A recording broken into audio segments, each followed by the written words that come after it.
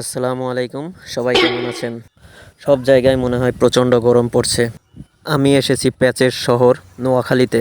এখানেও খুবই গরম পড়ছে। হঠাৎ মনে হলো ডাব খেতে হবে। 3 বন্ধু মিলে চলে গেলাম।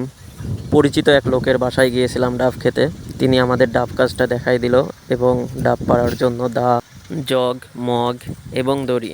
এক কথায় ডাব খেতে যা যা লাগে সব কিছু তিনি আমাদের কাছে নিয়ে আসলো। এক মুরব্বিকে রিকোয়েস্ট করলাম গাছে ওঠার জন্য। সে বলে যে ভাই আমি তো দিনের বেলা গাছে উঠতে পারি না, রাতে উঠতে পারি। তা আমি বললাম কেন দিনে উঠতে পারেন না? তা বলে দিনে গাছে উঠতে আমার লজ্জা লাগে, রাতে কেউ দেখে না, এজন্য রাতে উঠতে পারি। লোকটা খুবই ফানি টাইপের। খুব বেশি ডাব পারলাম না, লোকটাকে দিয়ে 5টা ডাব পাড়াইলাম। এরপরে আমার বন্ধু কাটাকাটি শুরু করলো।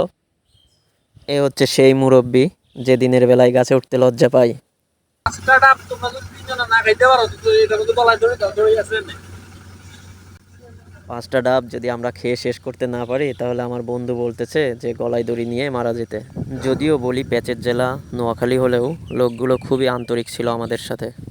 5টা ডাবই বন্ধু কেটে শেষ করলো। এরপরে খাওয়ার পালা। ডাবগুলোতে হালকা ছিচি হয়েছে, অনেকে সরু বলেন এটাকে। 5টা ডাবই অলমোস্ট কাটা শেষ। এখন আমি বলতেছি যে সরটা আলাদা খাবো, কিন্তু আমার বন্ধু বলে যে পানির সাথে সর খেলে নাকি টেস্ট আলাদা সর হয়ে যায়। সহ যখন খাবি এটা টেস্টই আলাদা হয়ে যাবে। তো তার কথা মতোই মিক্স চলতেছে পানির সাথে ডাবের সিসি, অর্থাৎ ডাবের পানির সাথে ডাবের সিসি একসাথে মিক্সড করে খাওয়া হবে। ডাব অনেক খেয়েছি, কিন্তু এখানকার ডাবগুলো অনেক বড় বড় সাইজের। এত পরিমাণে পানি হয়েছে যে পানি খাওয়ার পরে আমি আর উঠে আসতে পারি না, মনে হচ্ছিল যে ওইখানেই আমি শুয়ে পড়ি, বিশ্রাম করি।